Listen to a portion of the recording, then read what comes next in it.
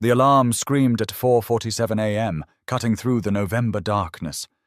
Daniel Hayes's hand shot out from under the worn comforter, silencing it with practiced efficiency.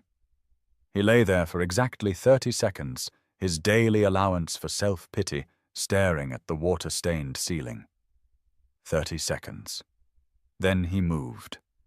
The shower was quick water, never quite hot enough in this old building. His Bennett Tech maintenance uniform hung on the bathroom door, navy blue shirt with the company logo pants pressed the night before. Rachel's iron, one of the few things he'd kept. Rachel. 4 years, and her name still caught in his throat. In the kitchen, Daniel assembled Sophie's lunch with the precision of someone who'd perfected this routine. Spider-Man lunchbox PB&J crusts off, apple slices, baby carrots she'd trade for cookies, juice box. On the napkin, he drew a small heart with Sharpie, just like Rachel used to do. Sophie's clothes waited on her chair. Purple unicorn shirt, favorite jeans with the knees wearing through. He needed new ones, but that would wait until next paycheck. The school shoes needed replacing more urgently. 5:43 a.m. Time to wake her. Morning sunshine. Daniel whispered, brushing blonde hair from Sophie's face. At 7 years old, she already looked so much like Rachel it sometimes hurt. 5 more minutes, Sophie mumbled. You said that yesterday. We almost missed the bus. The bus can wait. I'm very important. Daniel smiled, despite his exhaustion. Is that so? Very, very important. Mrs. Peterson says I'm her best student. 15 minutes later, they ate oatmeal together, the cheap kind from the big container dressed up with honey and frozen blueberries that turned everything purple. Daddy Sophie said around a mouthful. Don't talk with your mouth full, bug. She swallowed dramatically. Does Mommy watch us from heaven? The question hit him like it always did. Unexpected, devastating. I think she does, Daniel said carefully. I think she's very proud of you. Does she know I got an A on my spelling test? I'm sure she does. At 7:15, they walked hand in hand to the corner bus stop. Other children gathered, most with mothers, some with fathers, a few with nannies. Daniel was one of only 2 single dads here, and he felt it every morning. The way conversations would pause when he approached resume about playdates and PTA meetings, he was never quite invited to. Sophie didn't notice. She chatted about her volcano science project, something they'd build this weekend, and waved when she spotted her friend Emma. The bus arrived with hydraulic hiss and exhaust cloud. Sophie hugged him tight. Love you, Daddy. Love you more, sunshine. Love you most. She waved from the window until the bus disappeared. Daniel walked 2 blocks to his 2008 Honda Accord faded blue paint cracked windshield he couldn't afford to fix. The 35-minute drive to downtown Seattle meant NPR on low, lukewarm gas station coffee mental checklist of the day's repairs. The Bennett Tech building rose 20 stories into the Seattle skyline, all glass and steel. Daniel parked in Section E, far corner of the underground garage, next to Teslas and Mercedes. His Honda looked particularly shabby in this company. In the maintenance office, Jake was already sorting work orders. Morning sunshine, Jake said without looking up. Full day ahead. HVAC units acting up elevator flagged for sensor replacement, and somebody on the executive floor keeps calling about their thermostat. Thermostats are easy, not when the CEO's assistant is making the calls. Daniel clipped his radio to his belt. Just another day in a building full of people who barely noticed him. He had no idea everything was about to change. Meanwhile, 15 floors above Daniel's head, Olivia Bennett woke at exactly 4 a.m. No alarm needed. Her body had learned to wake before dawn habit formed from years of proving herself to a father who believed sleep was for the weak. The penthouse was silent in a way that felt less peaceful and more like a vacuum. Floor-to-ceiling windows offered a stunning view of Seattle's skyline Space Needle lit against pre-dawn darkness. Puget Sound dark and vast beyond Mount Rainier, barely visible through November clouds. On paper, this apartment was worth $4.8 million. In reality, it felt like an expensive prison. Olivia allowed herself 2 minutes of staring at the ceiling, 2 minutes of acknowledging the hollowness before pushing it down. Her morning routine was mechanical shower at 5:15, hair and makeup by 5:45, dressed by 6 Hasdras. Charcoal grey Armani power suit, heels adding 3 inches to her 5'7" frame. In the mirror, Olivia Bennett, CEO of Bennett Tech Solutions, stared back. 29 years old. Successful by every business metric. Empty by every metric that mattered. The kitchen was stainless steel and unused appliances. Coffee from her $2,000 Italian espresso machine, drunk standing at the counter while reviewing reports on her tablet. Breakfast Greek yogurt straight from the container, eaten while reading emails. By 6:30, she was in her Tesla heading downtown. Vivaldi's Four Seasons played softly what her father always played. The morning commute was planning time, rehearsing meetings, anticipating objections. The parking garage was nearly empty this early. Her reserved spot, O. Bennett CEO, was steps from the private elevator. As she walked across pristine concrete, her heels echoing, she passed maintenance vehicles and that old Honda with the cracked windshield. She didn't give them a second glance. At 2:15 p.m., the board meeting finally ended. Victor Torres, the CFO, had questioned her decisions on 3 projects. She'd won each argument, but the victories felt hollow. The executive floor was quiet as Olivia headed toward her private elevator. Near the elevator bank, a maintenance worker knelt beside an open-panel tools spread around him.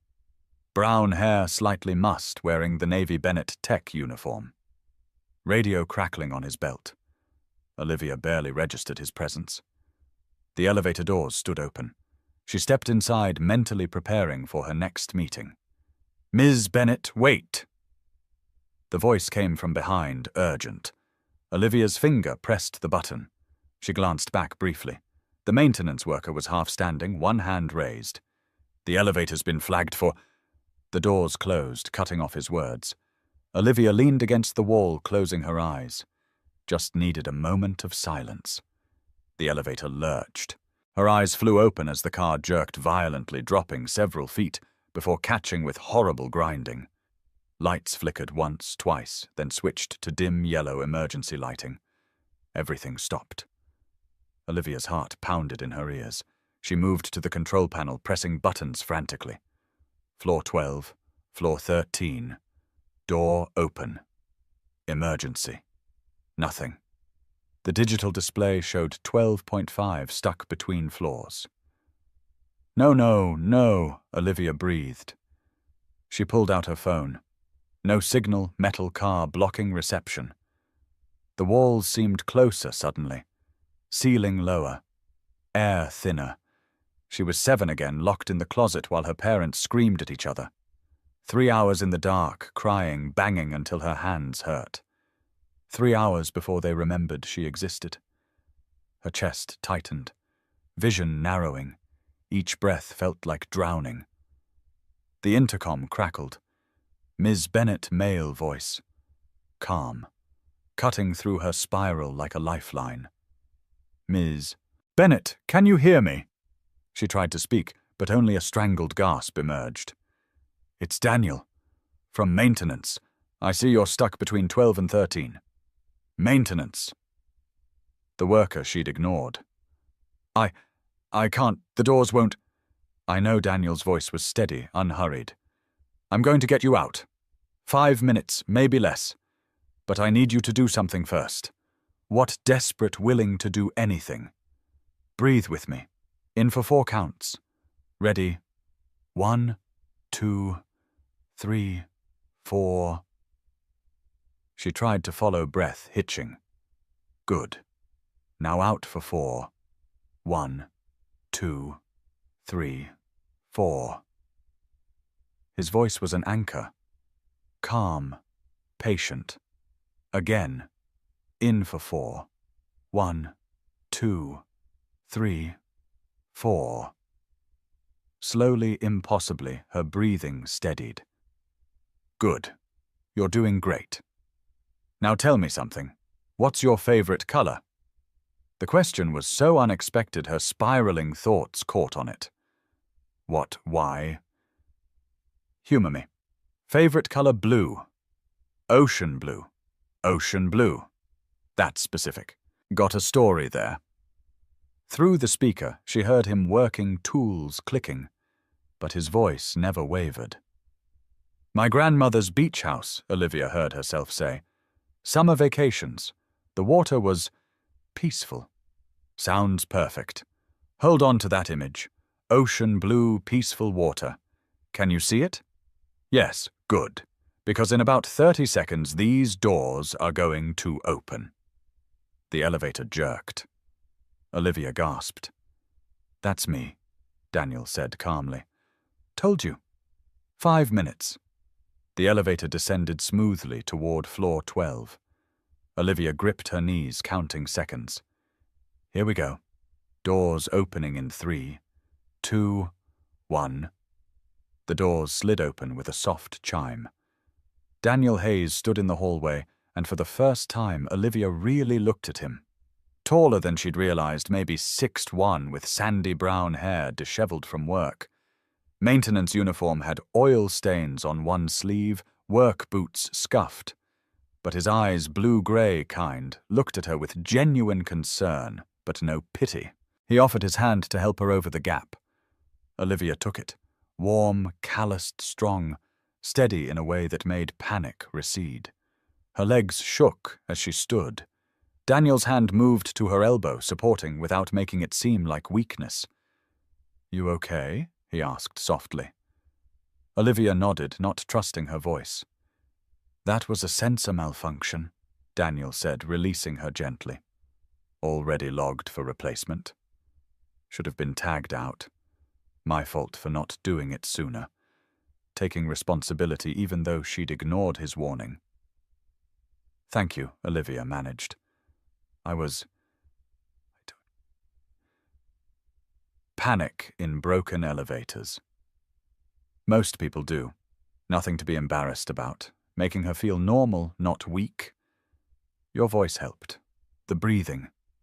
Daniel smiled, transforming his face. Warm. Genuine. Old paramedic trick. Worked ambulances before this. Talking people down from panic, kind of my specialty. You were a paramedic. About 8 years. Changed careers when my daughter was born. Needed stable hours. Daughter. The information settled into Olivia's mind. That was good of you.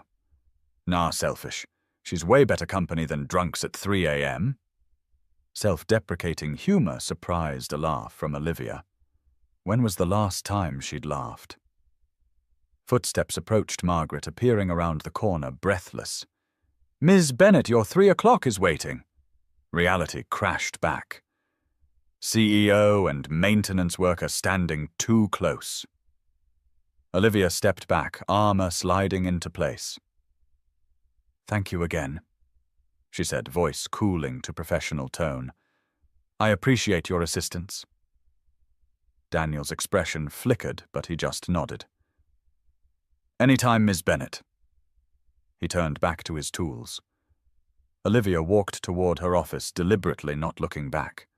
But she could still feel the warmth of his hand on hers, still hear his voice guiding her breathing, still see that genuine, uncomplicated smile.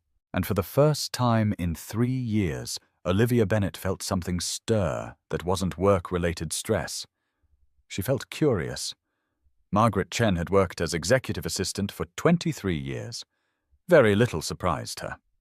But when Olivia Bennett walked in Tuesday morning and casually asked for the maintenance schedule, specifically when Daniel Hayes would be on the executive floor, Margaret's professional mask slipped. The maintenance schedule, Ms. Bennett. Yes, when will Mr. Hayes be available for a facilities review? Margaret pulled up the schedule. He's assigned to executive floor HVAC checks at 10 a.m. today. Perfect. Thank you. Through the glass walls, Margaret watched her boss check her reflection 3 times in 5 minutes, adjusting already perfect hair. 29 years in corporate, and she'd never seen Olivia act remotely interested in a man. Not since the divorce 3 years ago. Margaret pulled up Daniel Hayes's employee file. Handsome in an understated way. Kind eyes, good performance reviews, widower with young daughter. Not at all Olivia's usual type. Margaret made a note. Watch this situation carefully. At 9:45, Olivia walked to the thermostat on her office wall. Digital display 72 degrees, airflow fine. She stared at it, then picked up her phone. Margaret, the temperature in my office feels off. I'll call maintenance immediately. Olivia hung up, heart pounding. She was acting like a teenager with a crush. At 10:03, knock on her doorframe. Ms. Bennett. Heard you're having temperature issues. Daniel stood in her doorway, tool belt, easy smile. He looked exactly the same as yesterday, but somehow different. Higher definition now. Daniel. Yes. It's been inconsistent. The lie tasted strange. Olivia never lied. Let's see what we're dealing with. Daniel pulled a thermometer from his belt, walking to the thermostat. Movement sufficient practiced. Olivia watched his hands. Capable. Gentle with equipment? System looks fine, Daniel said. Reading 72, pretty standard. You feeling too hot or cold? Hot. Olivia's face warmed. It varies. Sometimes one, sometimes the other. Daniel turned to look at her. Something in his eyes, amusement, understanding. He knew this call was unnecessary. That usually means the thermostat's working perfectly. Long pause, giving her an out. Tell you what, I'll adjust the settings anyway. Sometimes these units can be finicky. Helping her. Covering for her. Making it less awkward. Thank you, Olivia managed. Daniel turned back, making adjustments that probably didn't need making. Giving her what she wanted, his presence, while pretending it was necessary. So Daniel said casually, Still working. How are you feeling after yesterday? The elevator thing. I'm fine. Momentary panic. Claustrophobia. Something like that. Olivia found herself continuing. When I was 7, my parents were fighting and I hid in a closet. The door locked. I was stuck 3 hours before they found me. Why was she telling him this? Daniel turned, giving her full attention. Really listening. 3 hours is a long time for a 7-year-old. I learned to be self-sufficient, not to depend on anyone. Except yesterday you had to. Except yesterday. Understanding passed between them. For what it's worth, Daniel said, quietly asking for help isn't weakness. It's being human. The words hit harder than they should. Your daughter Olivia changed subjects. Sophie. Right, she's 7. Daniel's face transformed. Pride. Love. Pure and uncomplicated. Yeah, just turned 7 last month. What's she like? Daniel sat on her desk edge, relaxed in a way that should have felt inappropriate but didn't. She's everything. Smart curious, asks a million questions. Currently obsessed with space. Wants to be an astronaut. That's ambitious. She doesn't know impossible yet. Hope she never learns it. The way he talked about his daughter Olivia had never heard such unguarded love. Her mother. I saw in your file she passed away. I'm sorry. Daniel's expression flickered. Pain, then acceptance. 4 years ago. Cancer. Fast diagnosis, too. 6 months. Sophie doesn't remember much. She was 3. That must have been incredibly difficult. Hardest thing ever. Watching Rachel fade. Knowing I'd do this alone. but Sophie needed me to hold it together, so I did. Simple statement, years of pain behind it. You quit being a paramedic for her, couldn't handle rotating shifts nights away. Maintenance pays less, but I'm home for dinner. Tuck her in every night. Worth more than money. Olivia thought about her own life. All money. No meaning. What about you? Daniel asked. Any kids? No. I was married, but it didn't work out. He wanted someone who'd put him first. I wanted someone who wouldn't cheat with my assistant. Bitterness slipped through. Daniel whistled low. Your assistant. That's cold, efficient.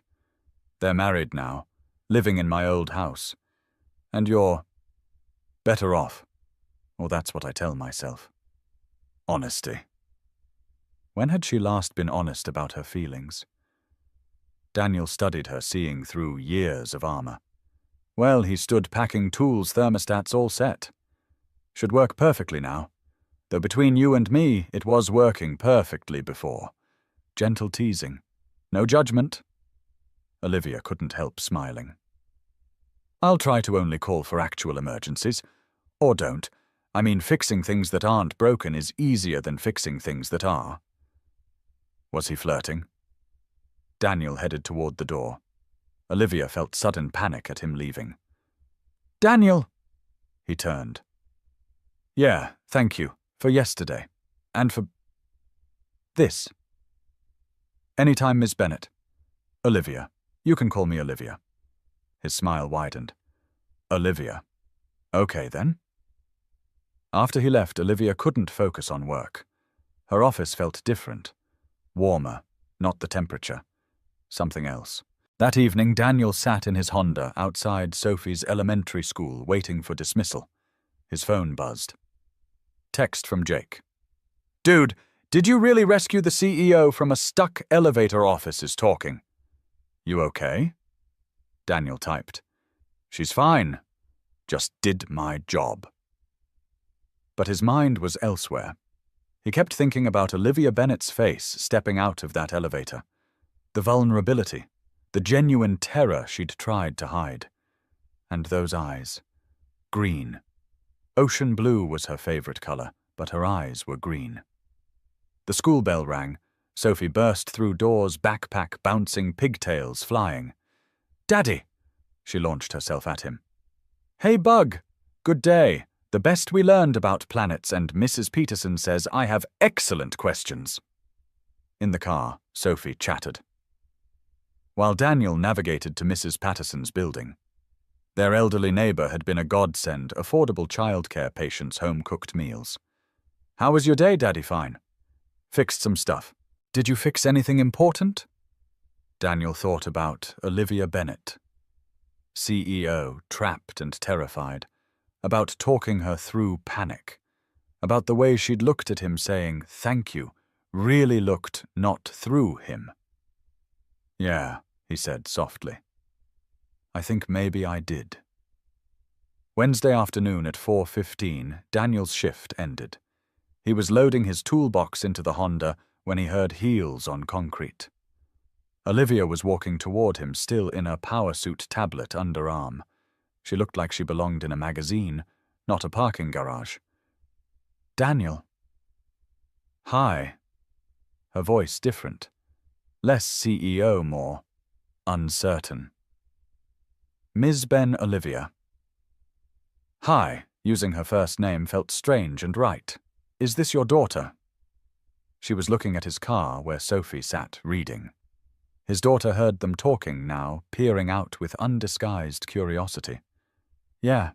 Sophie, come say hello. Sophie unbuckled and hopped out, looking up at Olivia. You're really tall, Sophie announced. Olivia laughed, really laughed. It's the heels. Without them, I'm normal. You smell nice. Like flowers. Thank you. You have pretty hair. Sophie touched her pigtails, pleased. Daddy did it. He's getting better. They used to be crooked, Sophie Daniel said, embarrassed. You do her hair.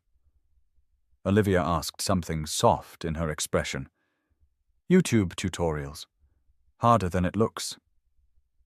Olivia's eyes held his, imagining him carefully braiding small blonde hair.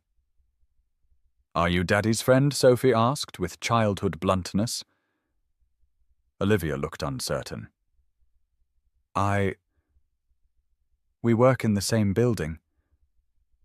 But do you like him? Think he's nice? Daniel's hand moved to Sophie's shoulder. Gentle warning. I do think he's nice, Olivia said honestly. Very nice. Good. Because he's the best daddy ever. Olivia's expression flickered with something Daniel couldn't read. Soph, we need to get going. Okay. Bye, pretty lady. After Sophie climbed back in. Daniel and Olivia stood in the parking garage, few feet between them, feeling like inches. Sorry about that. She's friendly. Don't apologize. She's wonderful. Olivia meant it. Did you need something? Another thermostat issue? Teasing but gentle. Olivia took a breath, gathering courage. No. I wanted to talk to you. Away from the office. Okay. Waiting. Giving her space. This is going to sound strange. And probably inappropriate. And you can absolutely say no. You're making me nervous. I don't have a husband. The words rushed out. Inelegant. Daniel's brain stuttered. Okay, I'm divorced. 3 years. And I've spent those years telling myself I was better off alone. That relationships were just liabilities. Words coming faster, dam breaking. But then you calmed me down in that elevator. You made me laugh about thermostats. And I saw you with Sophie, and I realized... Her voice cracked. I realized I've been so lonely I forgot what it felt like to want something beyond work. To want someone. Daniel's heart pounded. This couldn't be happening. So I'm asking, probably, stupidly, definitely, unprofessionally. Can I have a date with you? The question hung between them. In his car, Sophie had her face pressed against window, watching with interest. Daniel's mind raced through reasons to say no. She was his boss. She was rich. He was broke. Sophie needed stability. He hadn't dated since Rachel. But he thought about Olivia's smile, the vulnerability in her eyes, the way she'd looked at Sophie with genuine warmth, and Rachel's voice clear in memory. Don't stop living because I stopped living. Olivia, he said carefully, I'm going to be honest. She braced for rejection. I haven't been on a date in 6 years. The last woman I dated, I married. When she died, I gave up on that part of my life. I understand. Let me finish. I gave up because I was scared. Scared of letting Sophie get attached to someone who might leave. Scared of failing at being enough. Rachel's last words haunted him. I'm sorry I'm leaving you alone. But you asking this with your hands shaking, that takes guts. More than I've had in years. Hope flickered in Olivia's eyes. So yes, I'd like dinner with you. But I need you to understand Sophie comes first. Always. If this affects her negatively, I'm done. No second chances. Olivia didn't hesitate. Good. She should be. The immediate answer made Daniel's chest loosen. And I'm broke. I don't care. You drive a Tesla. I drive a 2008 Honda with broken air conditioning. Does it get you where you need to go? Usually. Then it's a good car. She was trying. And people will talk. Your board employees, everyone. The CEO dating the maintenance guy. Let them talk. Easy to say now, I know. But I'm asking anyway. Stubborn. Determined. Real. Daniel made a decision that terrified him. Okay, yes, one dinner. Before he could process what he'd agreed to, Sophie burst from the car. Does this mean you're Daddy's girlfriend? Olivia looked at Daniel helplessly. He knelt to Sophie's level. Bug, we're just going to have dinner. Get to know each other. But you like her, right? You have your smiley face. What smiley face? The one you have now. The one from pictures with Mommy. The innocent observation devastated him. Sophie turned to Olivia, serious beyond her years. If you're going to have dinner with my daddy, promise something. What's that promise you won't make him sad? He's been sad a really long time. Olivia's eyes filled with tears. This child protecting her father. I promise I will try very hard not to make him sad. Good. And also, do you like pizza? Olivia laughed through tears. I do. We're making pizza tonight. You can come. Daddy lets me put olives, even though I don't like them. Sophie Daniel started, but Olivia interrupted. I'd like that. But I should tell you I'm terrible at cooking. Sophie took her hand without hesitation. That's okay. I can teach you. And just like that, Daniel found himself leading the CEO toward his beat-up Honda with his 7-year-old chattering about pizza toppings. His life had just gotten very complicated, but watching Sophie hold Olivia's hand maybe complicated was exactly what he needed. The first official date happened on a Saturday afternoon that felt more like Seattle winter steady drizzle. Grey clouds low over Puget Sound, the kind of day locals called a little misty. Olivia had been nervous all week. Margaret had noticed immediately. You're checking your phone every 5 minutes. That's not like you. I have a thing tomorrow. A thing with the maintenance worker. His name is Daniel. Margaret smiled. I know. Now it was Saturday at 1:45 p.m. and Olivia stood in her walk-in closet, staring at the jeans she'd bought Tuesday. Dark wash. Not too tight. She'd tried them on 3 times paired with different tops, changed her mind repeatedly. This was ridiculous. She ran a multi-million-dollar company. She negotiated with venture capitalists, but she couldn't figure out what to wear. She finally settled on the jeans, simple white t-shirt, leather jacket that was nice but not screaming expensive. Sneakers, hair down instead of up. In the mirror, she barely recognized herself. She looked normal. Her phone buzzed. Daniel outside when you're ready. No rush. Daniel's Honda looked even more beat up in daylight, but when he got out to open her door, his smile made everything else disappear. You look great. I feel like I'm wearing a costume. The jeans' first pair since college. Daniel laughed. They look natural. Nobody would guess. They drove north toward Gasworks Park, one of Seattle's quirky landmarks, where old industrial equipment sat preserved on the waterfront. Hope you don't mind walking, Daniel said as they parked. Not exactly a fancy restaurant, but Dick's Drive-In has the best burgers in Seattle for $4. Thought we'd eat there, then walk the park. This is perfect. And it was. Dick's Drive-In was a Seattle institution, cash only. No frills, just damn good burgers. They ate standing at the counter, rain misting around them. Olivia trying not to drip special sauce on her new jeans. So this is what normal people do, she said between bites. Stand in the rain eating cheap burgers, pretty much. I like it. The walk through Gasworks Park was beautiful despite the weather. Or because of it, the misty rain made everything soft Seattle skyline visible across Lake Union, the old industrial structures rising like steampunk sculptures. They walked and talked. Really talked. So, paramedic, Olivia said. Why'd you choose that? My dad was a firefighter. Grew up around first responders. Liked helping people in crisis. What made you stop? Rachel got pregnant. We'd planned around my schedule, but Sophie came early. Complications. Rachel needed bed rest, and suddenly irregular hours didn't work. Grief flickered across his face. Then the cancer diagnosis. I was taking care of both of them. Called in sick so much, they basically pushed me toward voluntary resignation. Maintenance job came through a friend, regular hours, decent pay. Not what I imagined, but gave me time with them. They reached a viewpoint overlooking the lake. water dark and choppy rain pattering on their jackets. "Do you regret it?" Olivia asked. "No.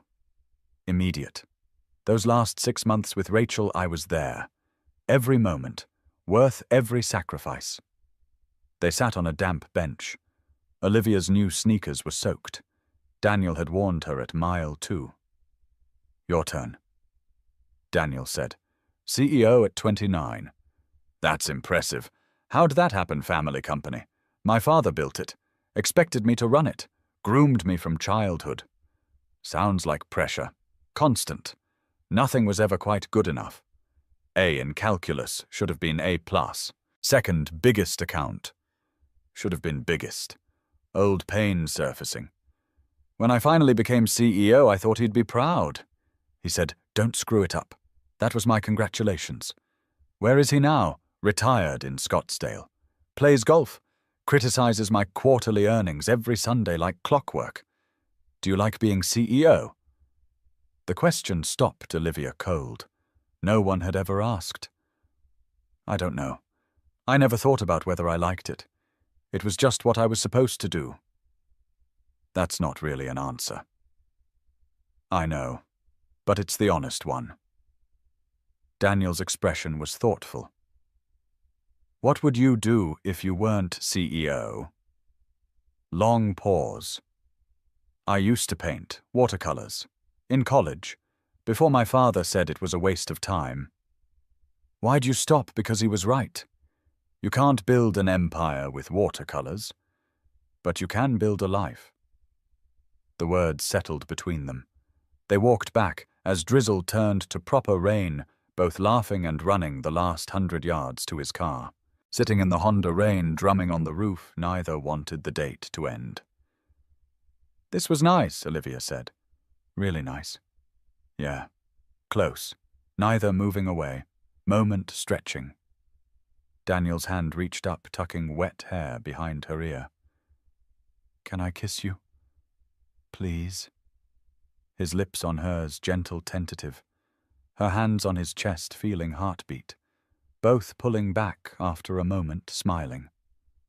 "I've wanted to do that since the thermostat. I've wanted you to since the elevator." They kissed again. Longer, feeling like the beginning of something real. By mid-January, they'd settled into a rhythm. 3 dinners a week at Daniel's apartment, Olivia was getting better at cooking under Sophie's patient instruction. Weekend outings to Pike Place Market or the Seattle Aquarium. Phone calls every night after Sophie went to bed, sometimes lasting hours. One Saturday, Olivia found herself at Woodland Park Zoo, walking between a 7-year-old who wouldn't stop asking questions and a man who made her heart race. "Can we see elephants first? And tigers? And penguins?" Sophie bounced, holding both their hands. "We can see everything Olivia promised." At the elephant exhibit, they watched a mother with her baby. "That's like Daddy with me," Sophie observed. "He's the mama and daddy elephant." Daniel looked embarrassed. "Sophie, what you are." Olivia's heart swelled. "He is. You're very lucky." "I know." At the tiger exhibit, Sophie read the information placard aloud, explaining about Siberian tigers with confidence. "You're really smart," Olivia said. "Daddy reads to me every night. Are you going to read to me sometime testing?" Hopeful. Olivia looked at Daniel, who nodded encouragement. "I'd like that. If you want. I want Daddy does voices, but he's not good at princess voices." The penguin feeding was Sophie's favorite. She stood at the glass, watching birds dive and swim, face lit with pure joy. That evening, after Sophie was asleep, Daniel and Olivia talked on the phone, their routine now. "She really likes you," Daniel said. "I really like her. She's incredible. I'm biased, but I agree. The way she talks about Rachel. No resentment, just curiosity. How did you do that? I never let her blame Rachel for dying. Never let her think her mom chose to leave. I kept pictures around, told stories, made sure Sophie knew she was loved. That must have been hard while you were grieving. Some nights I'd read Sophie stories about her mom, then go to my room and fall apart. But Sophie needed to know Rachel was good. Silence. Olivia in awe. You're a really good father. Some days I feel like I'm failing. You're being exactly what she needs. Conversation shifted. Can I ask you something? Daniel said. Always. Do you think about the future, like where this is going all the time? Do you? Yeah, and it scares me. Because I'm falling for you, Olivia. Really falling. But I keep waiting for the other shoe to drop. What shoe? The one where you wake up and realize you can do better. That I'm just the broke maintenance guy. Stop. You're not just anything. You're kind, patient, and amazing father. You make me laugh. You make me want to be better. But your world and mine are the same world now. We made them the same. Through the phone, she heard his breathing. I'm falling for you too, Olivia whispered. And yes, it terrifies me. But I don't want to stop. Me neither. Spring was pushing away winter's grey. Daffodils appeared in Seattle parks. Mount Rainier became visible more often through clearing clouds. Olivia and Daniel had been dating nearly 3 months. No official I love you yet, though both felt it. One evening at Daniel's apartment, after Sophie was asleep, Daniel made a confession. I need to tell you something. I'm worried about what my family will think. Your family? My parents? They're flying in next month from Spokane. They want to meet you. That's good. They're good people. But they're working class through and through. My dad was a firefighter for 30 years. Mom worked at Walmart. They're going to have opinions about me dating a CEO. What kind of opinions? That you're out of my league. That this won't last. That rich people don't understand real problems. Olivia absorbed this. She'd been so focused on her world judging them, she hadn't considered his world doing the same. What do you want me to do? Be yourself. But maybe, don't mention the penthouse or the Tesla. Just be Olivia who likes cheap burgers and bad jokes. That is me now. I know. Just warning you, they'll be skeptical. Meeting his parents terrified Olivia more than any board meeting ever had. The whispers started before Olivia was ready. She'd been careful, no public dates at fancy restaurants, no obvious displays at the office. But Seattle's professional community was small, and people talked. Margaret walked into Olivia's office, Monday morning expression, carefully neutral, but eyes concerned. You should see this. She slid her phone across the desk. LinkedIn post from someone in their industry network. Spotted Bennett Tech CEO Olivia Bennett at Dick's Drive-In last Saturday, with what looked like a maintenance worker and his daughter. Cute love has no price. CEO life. 347 likes. Dozens of comments. Respect. Love doesn't care about bank accounts. Wait, she's dating an employee. That's a problem. My friend works at Bennett Tech. Says he's a widower, raises his daughter alone. Actually sounds sweet. This is going to end badly. Mark my words. Olivia scrolled through, stomach sinking. It is monitoring, trying to get it removed. The damage is done. Her phone rang. Victor Torres, CFO. My office. Now. Victor's office was sterile, all steel and glass, nothing personal. He stood at his window, not turning, when Olivia entered. I assume you've seen the LinkedIn situation. I'm aware. Then you understand why we're concerned. Concerned about what? That I'm dating someone. Victor turned. Concerned about the optics. The CEO dating an employee from a significantly lower position creates liability. He's not in my reporting chain. He's 3 levels removed. But you could still influence his employment. It's inappropriate. Elizabeth Chen, board member, was also present. She spoke more gently. Olivia, we're not trying to control your personal life, but you need to think about how this looks. How it looks, or how it affects my authority because I'm a woman. Dating down Victor's jaw tightened. This has nothing to do with... It has everything to do with it. If I were a male CEO dating my secretary, you'd congratulate me. But because I'm a woman dating a man who earns less, suddenly it's inappropriate. Elizabeth leaned forward. That's not fair. Isn't it, Victor, you hired your nephew as an intern despite 50 more qualified candidates? Elizabeth, your husband is our corporate lawyer, despite having the third best bid. But I date a maintenance worker, and suddenly there's an emergency meeting. Silence. I'm not ending this relationship to make you comfortable. If that's a problem, vote me out. Victor's expression darkened, but Olivia was already walking out. That evening, Olivia arrived at Daniel's apartment shaking with residual anger. Daniel took one look and pulled her inside. What happened? The board found out. They want me to end it. Maybe you should. Olivia's head snapped up. What? This is affecting your career. Your reputation. I don't want to be the reason. Stop. You're not the reason. They're the reason.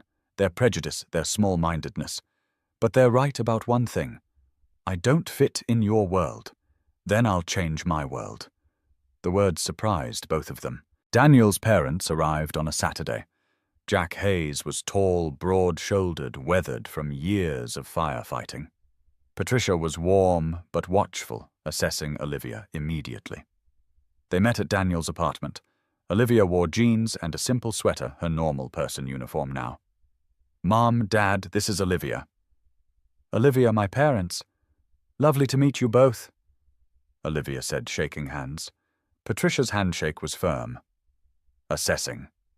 Sophie broke the tension. Grandma, Grandpa. Come see my science project.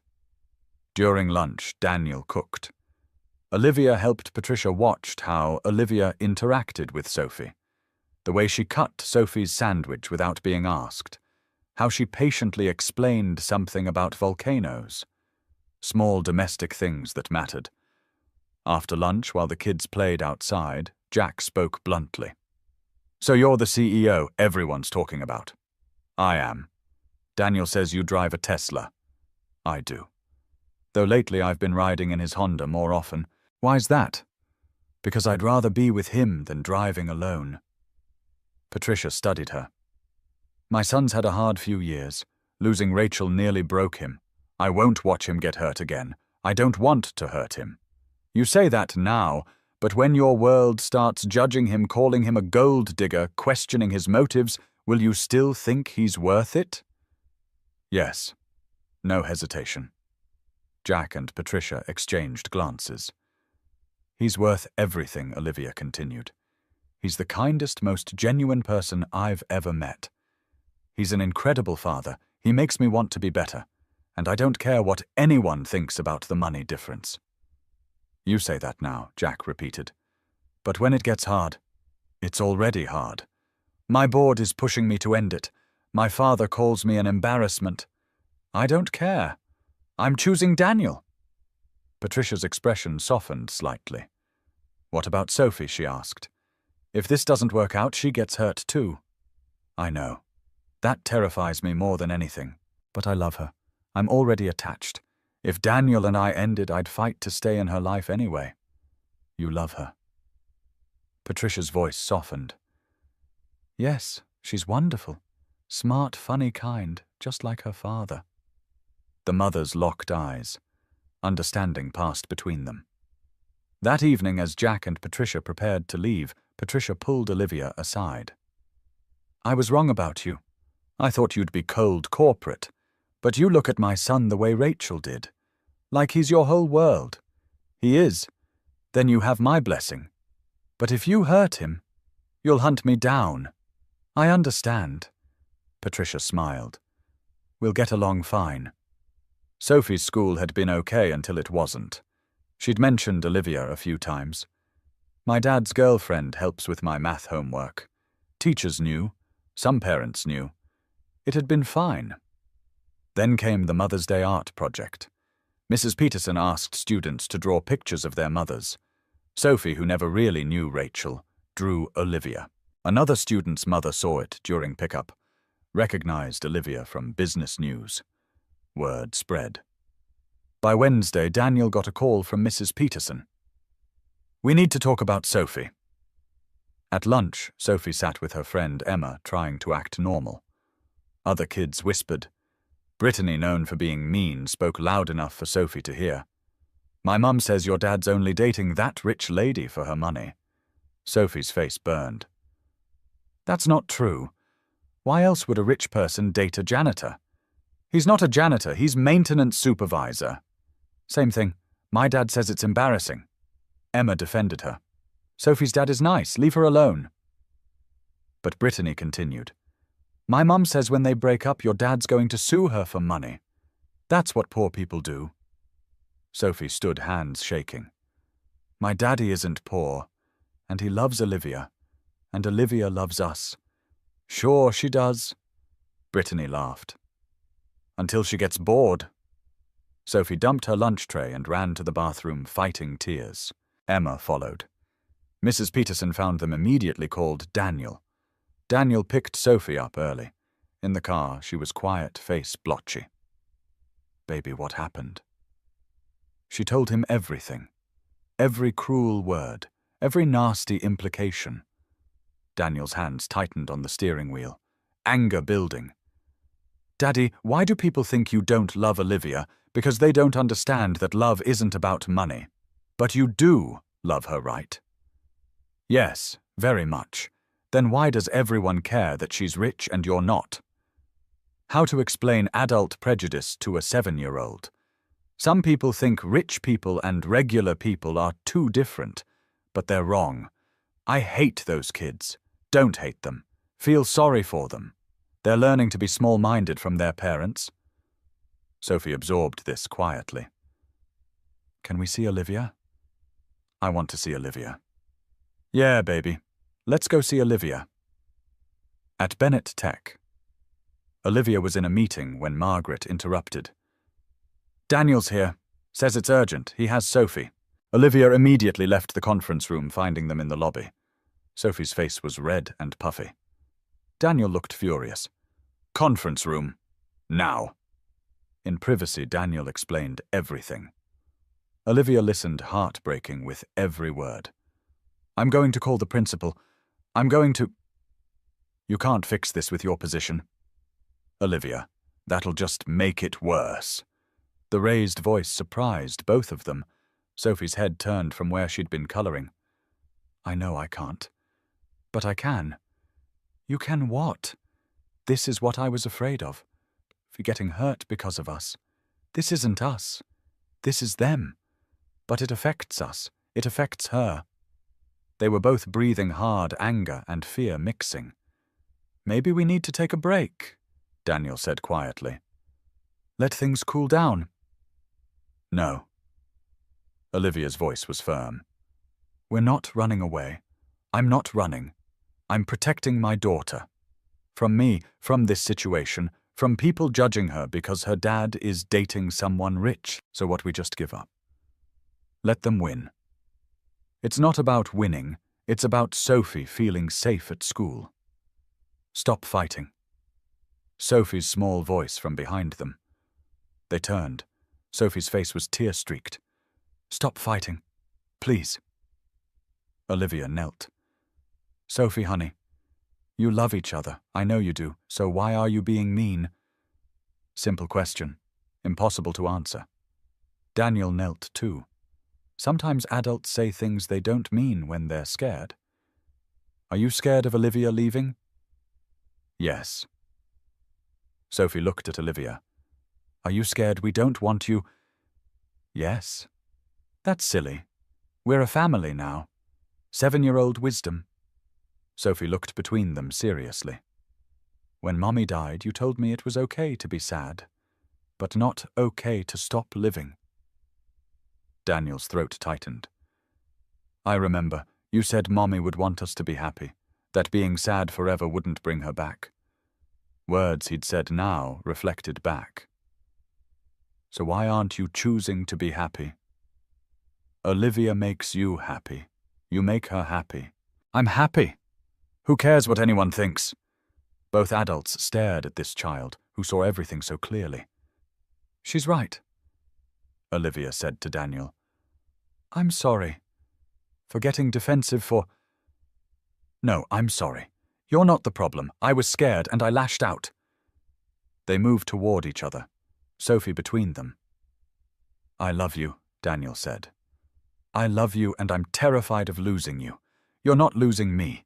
Ever. Sophie looked between them. Promise, both adults looked at her. I promise, Olivia said. I promise, Daniel echoed. That night, Sophie asleep. Daniel and Olivia sat on his couch, exhausted. Today was awful. Top 5 worst days ever. We're going to have more days like this, I know. Can we survive them? We have to, because the alternative is living without each other.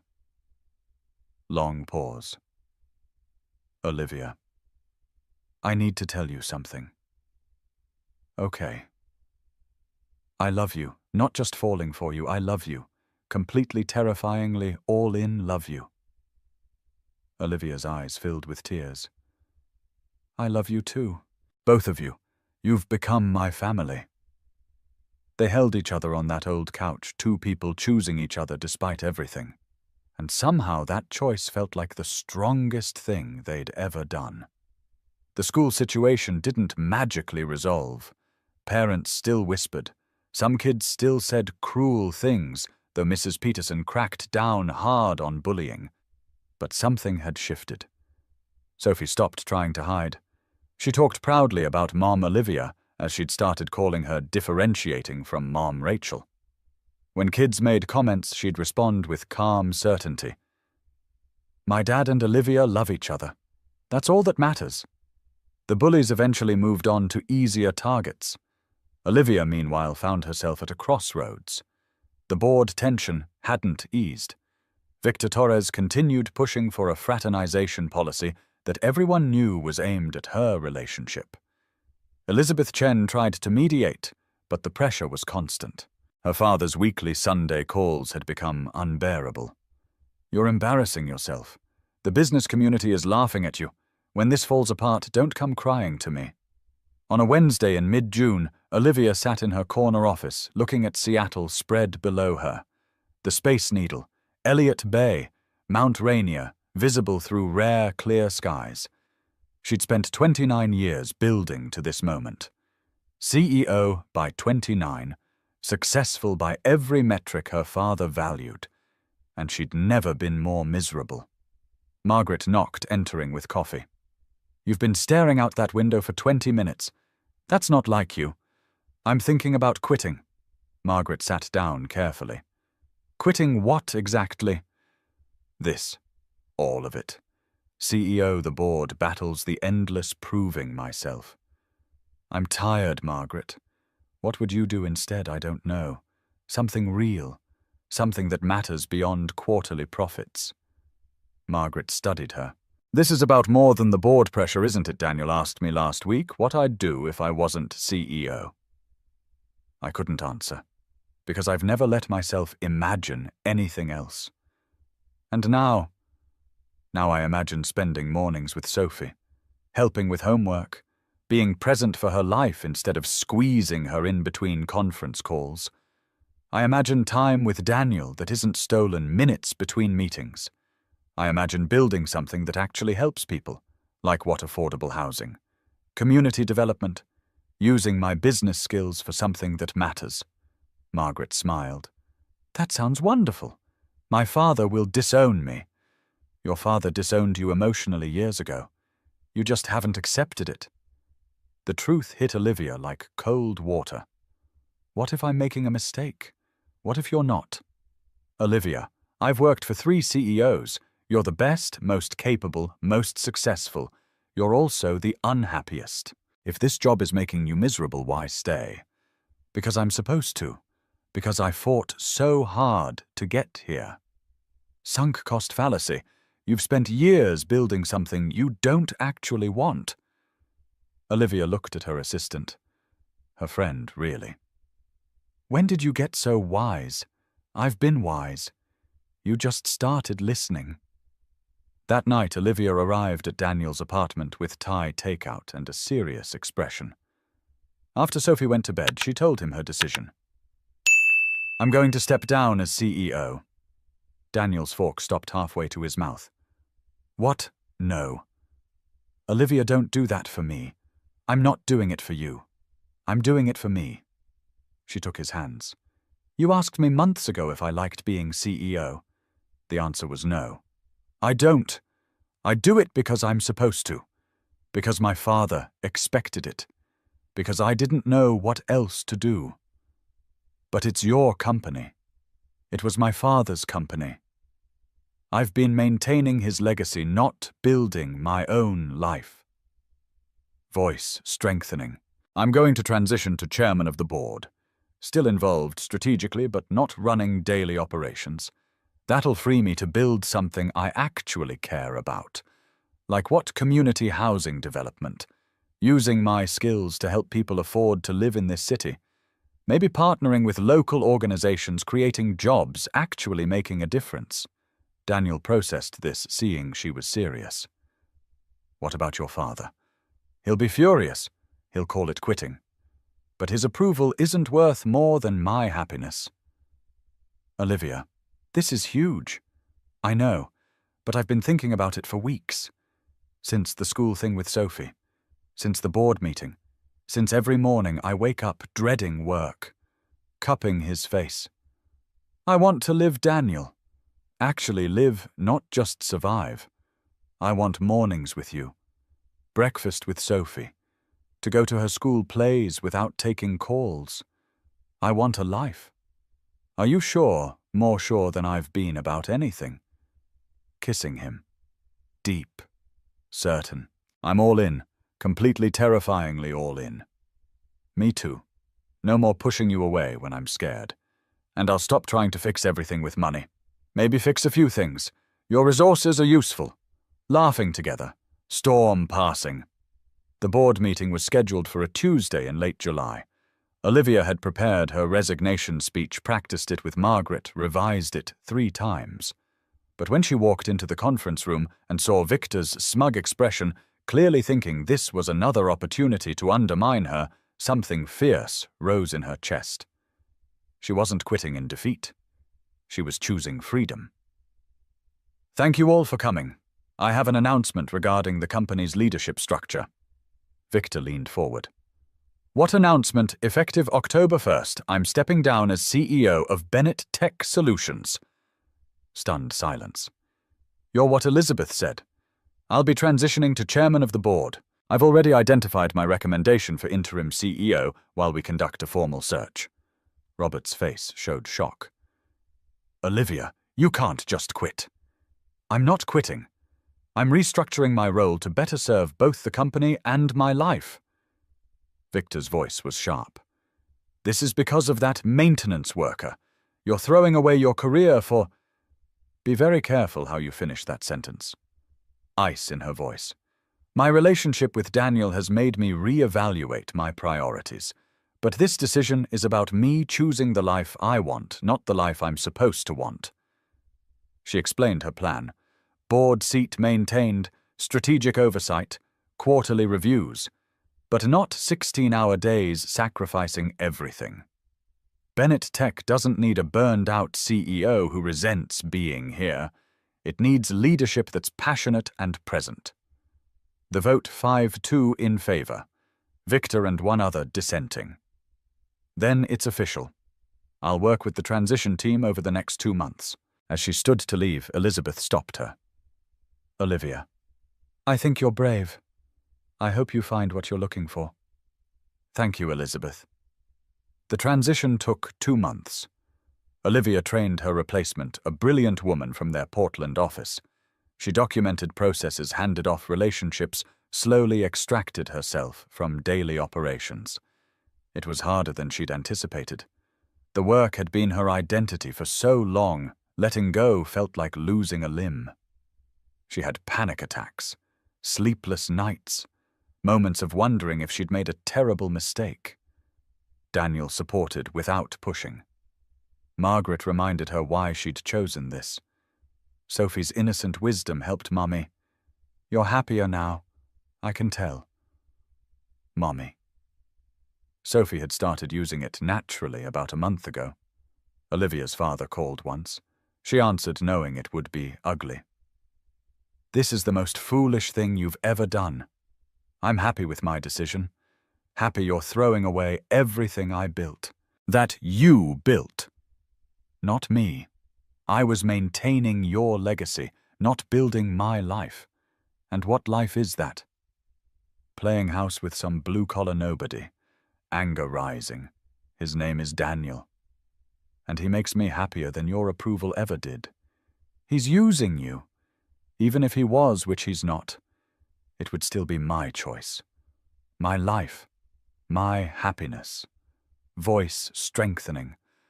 I'm done trying to earn your love by sacrificing mine. I'm done measuring my worth by corporate achievements. I'm done being who you wanted instead of who I am. Don't call me when this falls apart. I won't need to, because even if it does, it'll have been worth it. She hung up, hands shaking, but feeling free. 30 years of trying to please him over.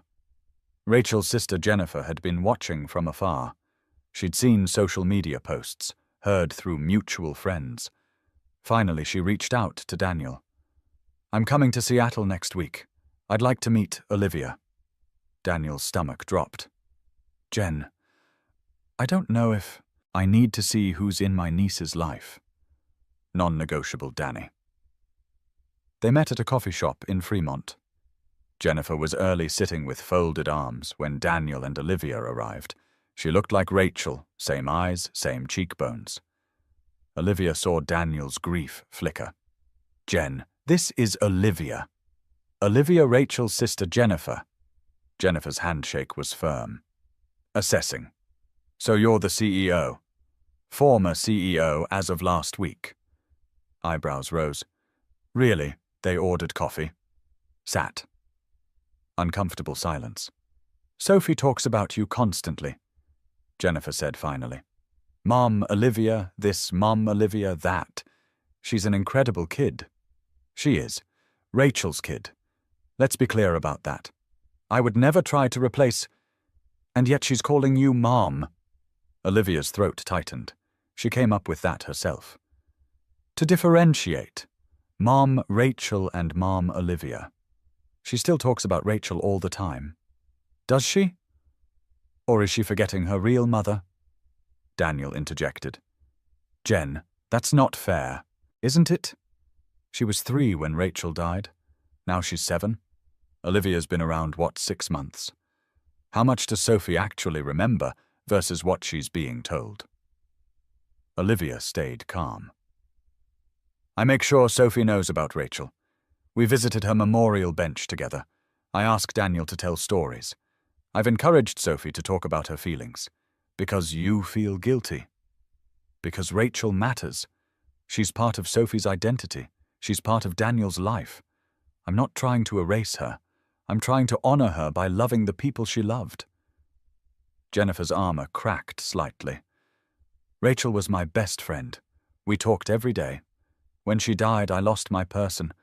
And Danny shut down so hard, wouldn't return calls, cut everyone out. I've barely seen Sophie in 4 years. Tears in her eyes. I'm terrified that Sophie's going to forget Rachel completely, that she'll grow up not knowing how amazing her mother was. She won't. Olivia said firmly. We won't let that happen. If you want to be more involved in Sophie's life, we'll make that happen. Sophie should know her aunt, should hear stories from someone who knew Rachel as an adult, not just as a wife. Jennifer studied her. You mean that completely? Sophie needs all the people who love her, including you. Silence. Jennifer's walls crumbling. Okay, she said finally. Okay, maybe I was wrong about you. You weren't wrong to be protective. You were being a good sister. Can I take Sophie for a day this weekend, just us? I want to tell her about Rachel. Things Danny might not know. Daniel nodded. She'd love that. That Saturday, Jennifer took Sophie to the Seattle Aquarium, something she and Rachel used to do. "Your mum loved jellyfish," Jennifer told Sophie. She'd stand at the jellyfish tank for an hour just watching them float. "Mom Olivia likes jellyfish too. We went last month." "Yeah, what else does she like?" "She likes when I draw pictures, and she's learning to braid my hair. And she helps with my homework, even though math is hard for her." Jennifer smiled. "What do you remember about your mom?" Rachel, Sophie thought hard, her voice singing, and she smelled like cookies. And she was warm. Like when she hugged me, I felt really safe. You were safe. She loved you so much. "I know," Daddy tells me, and Mom Olivia tells me. "How do you feel about having two mums?" "I feel lucky. Not many kids get two mums. Most kids only get one, but I got two mums who both love me a lot." Child logic. Perfect wisdom. That evening, Jennifer returned Sophie and stayed for dinner, watching Olivia and Daniel cook together their easy rhythm. How Olivia naturally anticipated what Sophie needed. The way Daniel looked at Olivia like she was his whole world.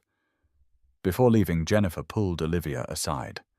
"I was wrong about you. Rachel would have liked you. Actually, she probably would have loved you because you're making Danny happy again. And that's all she wanted, for him to be happy. Thank you for saying that. Take care of them. They're my family. They're mine too now." Understanding passed between them. Blessing received.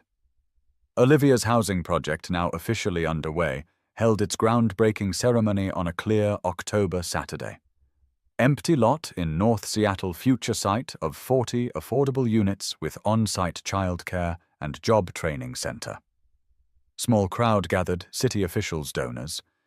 Daniel, Sophie, Margaret, Jake, Mrs. Patterson. Olivia stood at the podium, still nervous about public speaking. 6 months ago, I was CEO of a tech company. I was successful by every traditional measure, and I was miserable. Looking at Daniel and Sophie. Then I met people who showed me that success isn't measured in profit margins. It's measured in lives touched, in families housed, in communities built. She explained the vision, partnered with local non-profits. Sustainable design. Community garden. This project represents second chances. For families who've lost housing. For single parents building stable lives. For children who deserve safe spaces to grow. Getting emotional. I've learned that privilege comes with responsibility. Not to make more money, but to help others have opportunities I took for granted. This is the beginning. After the ceremony, Daniel pulled her aside. "There's something you should see." Walking to building plans. Pointing to dedication plaque design. Rachel Hayes Community Center. In memory of Rachel Hayes, 1988 to 2019. Mother, wife, friend. Find joy even when it's hard. Olivia's eyes filled with tears. "You named it after Rachel." "She would have loved this. Loved you for doing it. Seemed right to honor her." I don't know what to say." "Say you'll marry me." World stopping. Sophie gasping nearby. What Daniel kneeling right there in front of everyone. I had a whole plan. Romantic dinner at Canlis, rose petals, the works. But standing here seeing you make Rachel's memory into something beautiful, I can't wait. Pulling ring from pocket. Simple. Beautiful. Olivia Bennett. You walked into my life when I'd given up on anything beyond surviving. You didn't just save me from an elevator. You saved me from myself. Voice thick with emotion. You love my daughter like she's yours. You honor Rachel's memory instead of competing with it. You gave up a corner office to be part of our cramped apartment chaos. You chose love over safety. Sophie stage whispering. Say yes, crowd laughing. What Sophie said. Say yes, marry me. Be Sophie's mom officially. Be my wife. Help me build this life. Please. You're proposing at a groundbreaking ceremony. I'm proposing at the place that represents everything we believe in. Second chances. Building together. Love that doesn't care about bank accounts. It's perfect. You're perfect, yes. God, yes, Daniel sliding ring on her finger, kissing while crowd erupted. Sophie running over, throwing arms around both. I get a mom. A real mom. Olivia kneeling. You get a mom who loves you more than she knew possible. Can I call you just Mom now? Not Mom. Olivia, through tears, I would love that more than anything. The wedding was scheduled for a Saturday in mid-December at Seattle's Japanese Garden. Small, intimate, beautiful, even in winter. Guest list, 50 people. Margaret. Mrs. Patterson, Jake and maintenance crew, Jennifer Daniels' parents, Elizabeth Chen, close friends, Sophie's classmates. No father to walk Olivia down the aisle. She walked alone, or not alone, because Sophie walked with her, holding her hand. Daniel cried before she reached him, Sophie between them during ceremony, holding both hands. Judge officiating. Vows, Daniel, Olivia. You taught me that hearts can expand to hold new love without diminishing old love. You honor Rachel by being an amazing mom to Sophie. You honor me by choosing this life. I promise to love you through every doubt. I promise Sophie will always come first, but you'll never come second. I promise to choose you every single day forever. Olivia, crying. Daniel, you taught me that success isn't dollars or titles. You showed me family is built, not born. That love is choice. I promise to be the mom Sophie deserves. The wife you deserve. The partner who shows up, who stays, who chooses you forever. To Sophie, Sophie, I promise to honor your mom Rachel's memory, to tell you stories, to make sure you know you were loved before I arrived, and you're loved even more now. You made me a mother. Thank you for that gift. Sophie, to Judge. Can I say something? Of course. Thank you for being brave, for loving each other when people were mean. You taught me love is stronger than mean words. You're my favorite people. No dry eyes. The kiss. Judge pronouncing them married. Deep certain. Sophie jumping between for group hug. Reception at Daniel's apartment. Now their apartment, though they'd started house hunting. Mrs. Patterson's cooking potluck style. Dancing in living room to Spotify playlist. Sophie's artwork as decoration. First dance, can't help falling in love. 3 of them swaying together. Jake's toast. When Daniel started dating the CEO, I thought he was nuts. Turns out he was smart. She's not CEO anymore, she's just Olivia. And Olivia fits our lives better than any CEO could. To finding where you belong?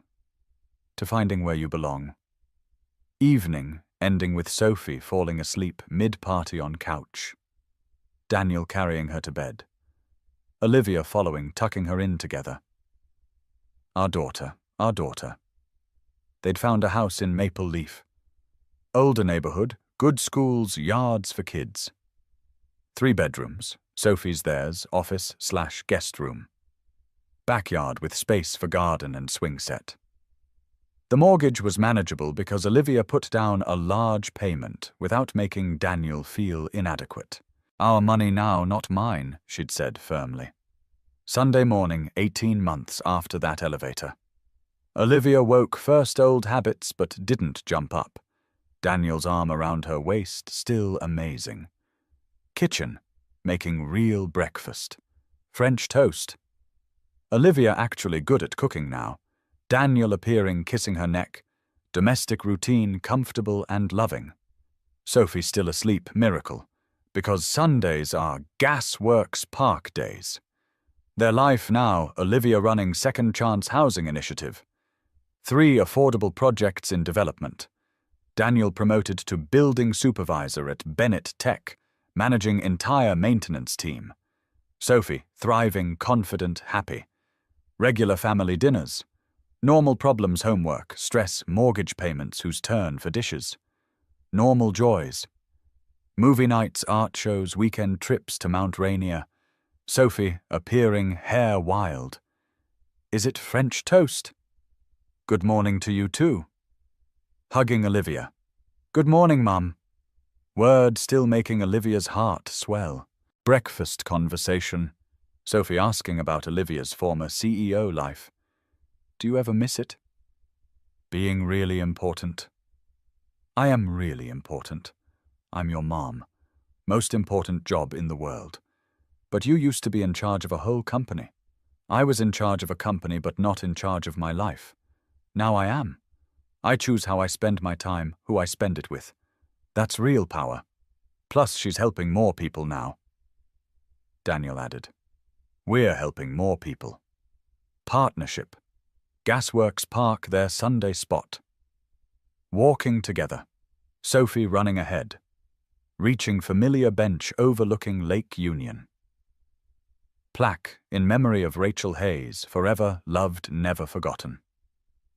Annual ritual, sitting together, Sophie between parents. Hi, Mum Rachel. I brought pictures. Their language, Mum Rachel versus Mom. Both honored. School photos from backpack placed by plaque. I got Student of the Month. Mrs. Peterson says I'm really good at science. Mum's been helping me with projects. Daniel too, bench to Rachel's memory. She's amazing, Rach. Smart, kind, curious. You'd be so proud. Olivia, comfortable speaking now. I hope I'm doing okay. Being her mom. Sometimes I wonder what you'd do. I hope I'm honoring you by loving her so much. Daniel's hand squeezed hers. Mom, you're a great mom. Mom Rachel would think so too. Child certainty absolute. They talked about Rachel's memories, voice singing, smell like cookies, feeling safe. I feel safe with you too, Mom. Highest compliment possible. Sophie's question. Do you think Mom Rachel knows about you? From heaven, I think she does. I think she's happy you have someone who loves you as much as she did. And she's not jealous. Love doesn't work that way. Your Mum Rachel loved you so much she'd want you to have all the love possible. I'm lucky. Most kids get one mum. I got two. Evening. After dinner. Sophie doing homework, Daniel washing dishes, Olivia drying. Domestic rhythm perfected over 18 months. I need to tell you something, Olivia said. Everything okay? Everything's perfect. Actually, maybe too perfect. What does that mean, I'm pregnant? Wooden plate dropping into sink. Sophie's pencil freezing. You're... What? 8 weeks. Found out this morning. Wanted to tell you together. Sophie launching herself at Olivia, squealing. I'm going to be a big sister. Can we get bunk beds? Boy or girl, can I name them? Olivia laughing. We have time to figure all that out. Looking at Daniel, still speechless. Daniel, say something. I didn't think... After Rachel, I thought Sophie would be my only... I know this is unexpected. Interrupting, pulling her close. I'm happy. So happy, just overwhelmed. Good overwhelmed. 3 of them together, soon to be 4. Sophie's hand on Olivia's stomach. Hi, baby. I'm your big sister. I'm going to teach you everything. Even my terrible jokes, Daniel added. Daddy, no. They're really not good. Laughter. Joy. Anticipation. Baby Emma Hayes arrived on a snowy February morning. 7 pounds, 3 ounces. Dark hair like Daniel, green eyes like Olivia. Sophie was at the hospital within hours, still in her school uniform, bouncing with excitement. Can I hold her? Can I please? Daniel showed her how to support Emma's head, and Sophie stared at her baby sister with pure wonder. She's so tiny. Was I this tiny? Even tinier, Daniel said. You were early. Mum, she has your eyes. Olivia's heart swelled. Sophie called her Mom naturally now. No more Mom, Olivia. She has your dad's hair. She's perfect. 6 weeks later, late March, Emma sleeping in her bassinet. Sophie at school, Daniel at work. Olivia alone in their house holding this tiny human who'd somehow made their family complete. The doorbell rang. Olivia answered carefully, Emma in her arms. Margaret stood there holding flowers and a casserole. "I told you I'd bring dinner for the first month. You don't have to." "Yes, I do. Your family." Inside, Margaret met Emma properly cooing over her while Olivia made tea. "How does it feel?" Margaret asked. "Being a mum to a newborn." "Terrifying. Exhausting. Perfect. And Sophie, best big sister ever." She sings to Emma every morning before school. They sat together, comfortable silence. Then Margaret said, "I'm proud of you, Olivia." "For what?" "For having the courage to walk away from everything you thought you wanted. For choosing this life. It was the right choice. I know. But it took bravery. Your father hasn't met Emma. Won't answer my calls. I sent pictures anyway, maybe someday. And if not, then Emma has Daniel's parents. Jennifer, Mrs. Patterson, Jake, our community. Family isn't just blood." Margaret smiled. "No, it's not." Rachel Hayes Community Center officially opened on a warm May afternoon. 40 affordable housing units, on-site childcare, job training center, community garden, thriving. Everything Olivia had envisioned. The ceremony was bigger this time, city officials, donors, media. But Olivia only saw her family in the front row. Daniel holding Emma Sophie beside him, both beaming with pride. At the podium, Olivia spoke about second chances, about Rachel Hayes' legacy, about building something that mattered. "This center represents what I've learned over the past 2 years, that home isn't about expensive addresses or corner offices. It's about the people who choose you, the people who stay." Looking at Daniel, "It's about finding where you belong and building that place together." After the ceremony, as they toured the completed building, Sophie asked to see the dedication plaque. Rachel Hayes Community Center, in memory of Rachel Hayes, 1988 to 2019, mother, wife, friend, find joy even when it's hard. Below a newer edition, funded by the Bennett Hayes Family Foundation building, second chances honoring first loves. Daniel's eyes filled with tears reading it. Sophie held his hand. "Mom, Rachel would be happy, right?" "Yeah, Bug. She'd be really happy." That evening, all 4 of them in their backyard. Sophie pushing Emma on the baby swing, Daniel grilling burgers. Olivia in the garden pulling weeds dirt under her fingernails would have horrified CEO Olivia, but delighted this version. The sun was setting, painting Seattle sky in oranges and pinks. Mount Rainier visible in the distance. The mountain is out, as locals said. Daniel called everyone to the patio table. Burgers, potato salad, corn on the cob. Simple food. Perfect company. Sophie said grace something she'd started doing recently. "Thank you for our family. For baby Emma. For Mom and Dad. For Mom Rachel watching from heaven. For this food. Amen." "Amen," everyone echoed. As they ate, Emma babbling in her high chair, Sophie talking about her science fair project. Daniel's hand found Olivia's under the table. "Happy?" he whispered. "So happy. No regrets, not a single one. You just won." Olivia's heart skipped.